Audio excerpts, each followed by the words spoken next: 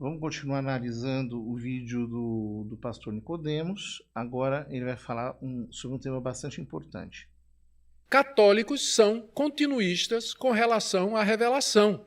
Eles acreditam que Deus, através da tradição e do magistério, continua revelando verdades e dogmas que não estão exatamente na Bíblia, que é o pensamento de muitos grupos dentro do pentecostalismo e do neopentecostalismo, revelações modernas. Então, para sermos honestos, a Igreja Presbiteriana não é tão parecida assim com o catolicismo romano, que se aproxima. Então veja, essa ideia de que nós somos continuistas em relação à revelação é simplesmente falsa. E ela está baseada numa incompreensão da doutrina da revelação na Igreja Católica. A Igreja Católica ensina que a revelação pública, que é a revelação normativa para toda a Igreja, terminou com a morte do último apóstolo, São João Evangelista, no caso. Ora, portanto, a partir daí, você não pode acrescentar nenhum conteúdo novo à Divina Revelação. A Divina Revelação ficou fechada com a morte do último apóstolo. Qual que é o problema? O problema é o seguinte: os apóstolos pregavam. Eles transmitiram a fé, transmitiram a Divina Revelação, primeiramente pela via oral. Apenas parte desta pregação foi consignada nos livros do Novo Testamento. Inclusive, os primeiros livros do Novo Testamento, na sua ordem cronológica, não na sua ordem canônica, são as cartas de São Paulo. E o que são as cartas de São Paulo? As cartas de São Paulo são recomendações, instruções, que pressupõem uma doutrina que já está sendo ensinada, pregada por aqueles apóstolos e pelos varões apostólicos. E mesmo existem diversas passagens do Novo Testamento que mostram que o Novo Testamento recolhe parte da doutrina oral, né? Então, por exemplo, São João, no seu Evangelho, quando fala que o que Jesus fez e os milagres, os sinais são muito maiores do que os que estão escritos ali. Ou, por exemplo, São Pedro, quando diz que nenhuma profecia da Escritura é de interpretação pessoal, mas, etc., foi inspirado por Deus que os profetas falaram. Ele mesmo chama as Escrituras de São Paulo de Escritura, mas, vejam, no contexto de que São Paulo efetivamente era conhecido como pregador. São Paulo, ele fala das recomendações que ele deu de viva voz, não apenas por escrito, né? Ou seja, essa ideia de que a Bíblia caiu pronta do céu, ou de que, digamos assim, a Escritura ela é tudo, não corresponde à realidade.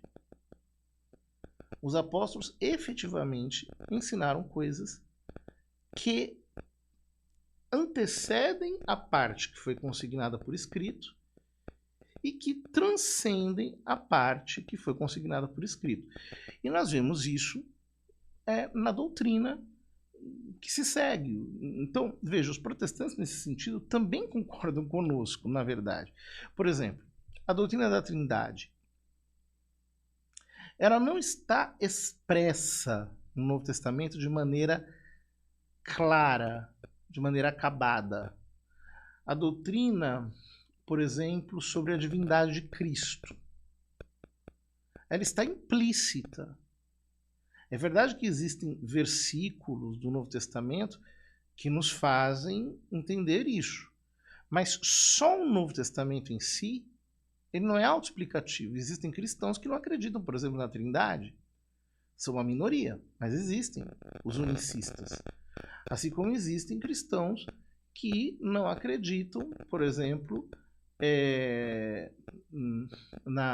que Cristo tem duas naturezas e assim por diante, ou que Cristo tem uma natureza divina. Enfim, existem.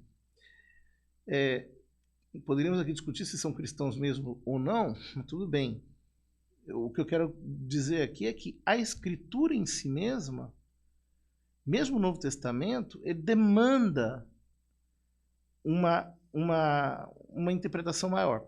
Isso me parece, veja, que é muito, muito evidente. Por exemplo, você vai ler um texto. Por exemplo, digamos que você pegue um texto sobre algo completamente desconhecido para você. Sei lá, pegar um texto um texto ultra técnico de botânica, por exemplo, e eu jogo na tua mão. Você não vai entender nada. Porque para entender um texto, eu tenho que entender muitíssimas mais coisas que não estão contidas ali naquele texto. Isso acontece para uma carta, para um bilhete, para qualquer coisa. A gente não se dá conta disso, mas é assim. Ou seja, a tradição escrita a fortiori, ou seja, necessariamente, ela só se entende no contexto de uma tradição oral. Não tem como. Mas não significa que a tradição oral ela continue progredindo. Não. A tradição oral, a divina revelação, tanto na parte oral quanto na parte escrita, se encerrou com a morte do último apóstolo. E o magistério da igreja é o órgão interpretativo instituído por Cristo, quem vos ouve, a mim ouve, quem vos rejeita, a mim rejeita, e assim por diante, justamente para definir aquilo que é de fé teologal para que os fiéis acreditem. Então a doutrina católica ela afirma que a revelação foi concluída e que, portanto, os elementos de fé eles têm que estar contidos, ao menos virtualmente, na divina revelação, tal como existia nos tempos apostólicos. Isso, para os protestantes, chega a ser um pouco chocante. Por quê? Porque eles dizem assim, por exemplo, purgatório é uma doutrina que não está na Bíblia. Dizem eles, onde é que está o purgatório na Bíblia? Ou, por exemplo, a missa, onde é que está escrito a palavra missa na Bíblia, etc. Isso vale para muitas outras coisas. Mesmo, por exemplo, a maternidade divina de Maria, por exemplo. Ela não está definida, não tá, ela está pressuposta, ela está ali, mas ela não está de uma maneira clara. Então eles dizem que a partir disso, a divina revelação ela continuaria progredindo na Igreja Católica. Não é verdade. Quando a Igreja determina um dogma, uma doutrina, o que ela faz é rastrear aquela doutrina para ver onde que ela está presente. Por exemplo, quando você vai na tumba dos mártires, ou nos primeiros cemitérios cristãos, tem lá, na tumba dos cristãos, orate proem, orate proea, orate proeus. Rezem por ele, rezem por ela, rezem pelos outros. Você tem nas liturgias primitivas, por exemplo, orações pelos defuntos. Bom, então aqui você percebe que existe uma fé de origem apostólica, que ela está presente no Oriente, ela está presente no Ocidente, ela é muito antiga. Você percebe que ela remonta aos apóstolos. Isso vale para todas as doutrinas. Mesmo, por exemplo, as doutrinas recentemente definidas pelo magistério, como a Assunção de Nossa Senhora. Você vai rastrear a Assunção de Nossa Senhora, você vai chegar ao século V, VI, igrejas que já celebram a Assunção de Maria Santíssima, a Dormição no Oriente, assim por diante,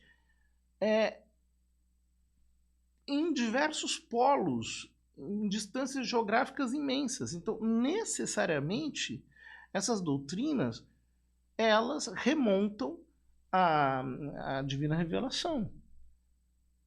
Então, há uma diferença grotesca entre uma coisa e outra. Aquilo que na Igreja Católica é conhecido como revelações particulares, então, por exemplo, uma aparição, uma devoção que é revelada, nada disso é necessário crer para a salvação.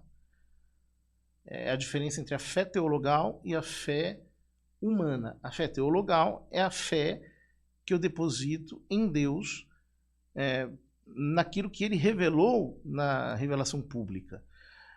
A fé humana, por exemplo, eu acredito que aquele vidente, aquela pessoa, aquele místico, ele não está me sacaneando, ele está falando algo que ele viu mesmo. Se aquilo é plausível, se aquilo é menos plausível, etc. Cada fiel pode e tem a liberdade de aceitar ou rechaçar. Mas isso não é para salvação. Então, a ideia de que a revelação continua é uma ideia falsa. A revelação não continua. A revelação foi encerrada com a morte do último apóstolo, e o que progrediu foi nossa compreensão da revelação. Então, sobre, por exemplo, a doutrina eucarística, ela foi progredindo na sua clareza, na sua compreensão ao longo da história, mas ela já está encerrada com a morte do último apóstolo. Isso é muito importante. São Vicente de Lérins tem um tratado chamado Comonitório. Ele explica isso.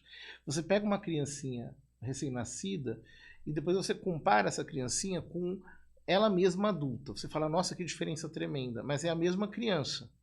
Porque é um desenvolvimento orgânico. Esse desenvolvimento orgânico da compreensão não é um progresso na revelação, mas é um progresso na nossa compreensão da divina revelação. Isso tem que ficar bem compreendido, porque senão a gente vende uma imagem da doutrina católica como se a doutrina católica fosse uma doutrina de invencionices. Isso, infelizmente, se quer passar muitas vezes em ambiente protestante, mas não é assim. Quando você vai analisar as doutrinas, você percebe que elas são muito seriamente analisadas e elas remontam necessariamente aos tempos apostólicos. Muito obrigado. Vamos para o próximo vídeo daqui a pouco.